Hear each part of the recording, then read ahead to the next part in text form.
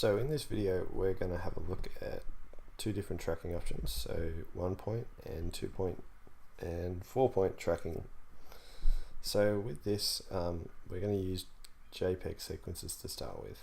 So I've imported a 1 point tracking sequence which is about 20 frames of just a green dot moving across the screen.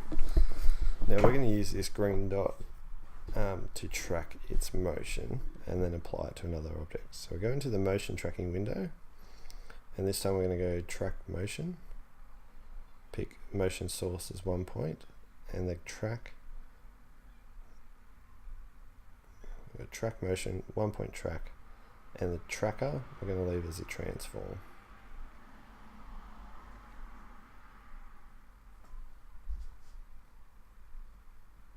Right. There are other options there, which we'll have a look at later in the video. So this creates a track point. Now we want to move this over our green dot, so the X being the center. Then you'll notice the two boxes. So the outside box is kind of the search area.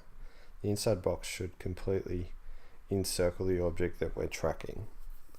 Now you might have to adjust this as we're going, depending on what you're tracking. Then we go down to the analyze window and press analyze forward. So you'll see it did that quite quickly, but it looks like my tracker has got off place. So I'm going to go back to the frames where it's lost it. I'm going to reposition the tracker. So you can see here, I'm just going to move it so it repositions it over the center and analyze 1 frame forward, and it should start to adjust. So you can see it's still off there. Going to move it back, the target back over the center of the green. Track forward again, so it's got the next one, and it's just correcting that path.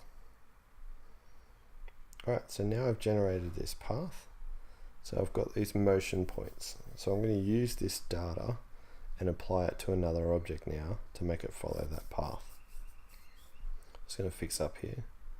There's a couple of little bits where it's straight off, but that should do us for the time being. So we're now going to apply this motion to an object. So to do that we need to bring an object into our scene. So I'm just going to bring in an image file, just a picture. Now it could be a picture, it could be a video, it could be a graphic you've created elsewhere. So I'm going to drag it down and make sure it's on the top layer. Alright, now we're going to go back to our track. Make sure we select the 1 point track and go edit target. Make sure we've got our picture selected and press apply. Now that should bring up the X and Y, so that means it's going to move in X and Y location. So you'll now see my original object follows that X and Y path. So it's attached the object to the motion of the green dot. You'll see that's created a keyframe for position, which if you were to turn that off, it would mean it would lose its tracking points, but I can then go in and change things like scale quite quickly and adjust them to make it fit.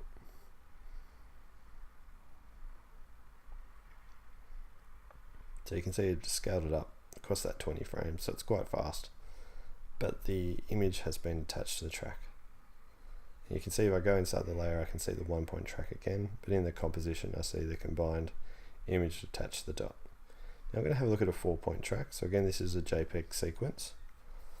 I'm going to bring that one in and create a new composition. So with this one, what we're aiming to do is we're going to track the edges of the TV so that we can apply a graphic or some footage to the TV. So we're going to track motion, but this time we're going to use a perspective corner pin.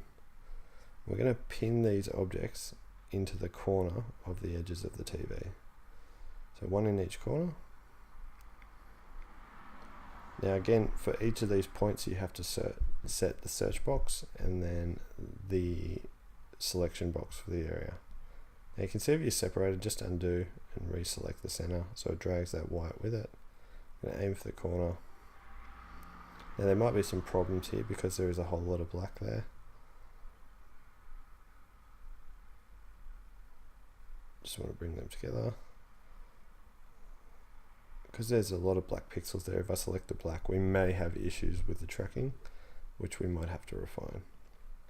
So I'm just going to place one in each corner, and then I'll adjust the search boxes.